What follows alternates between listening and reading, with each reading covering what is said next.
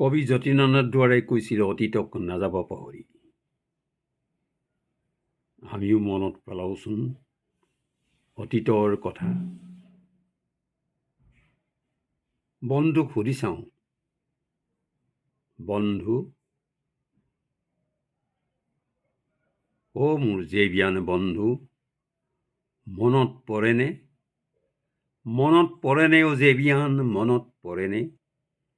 তোমাৰ অনুভৱী মনে উদ্দীপিত নকৰেনে হিয়াৰ দাপোন? বৰপাত্ৰ কুটিৰ সাক্ষী হৈ ৰোৱা জ্ঞান বৃক্ষৰ হাতে বাটে বিস্ময় বিমুগ্ধ হৈ নুশুনানে নপুৰৰ ধ্বনি? তুলসীৰ সুবাসে ৰঞ্জিত কৃষ্ণজী পুষ্পহাৰ, গুণৰ আকৰ গোবিন্দৰ গভীৰৰ পৰা গভীৰতালৈ মহিমা মণ্ডিত। এটুপ এটুপ কৰি গানৰ আলোকৰে প্ৰজ্বলিত হোৱা ও জেবিয়ান, এটুপ এটুপ কৰি জ্ঞানৰ আলোকৰে প্ৰজ্বলিত হোৱা ও জেবিয়ান।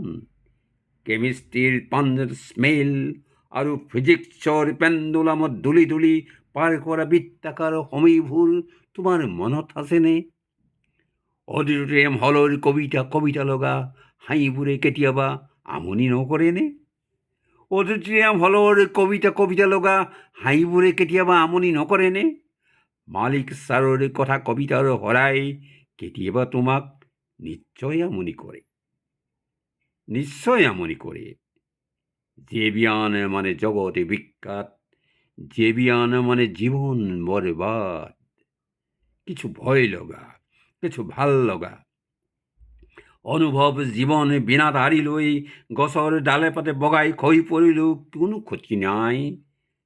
তুমিতো জেবিয়ান, জগতে জানে নামে বা কামে। ধন্যবাদ।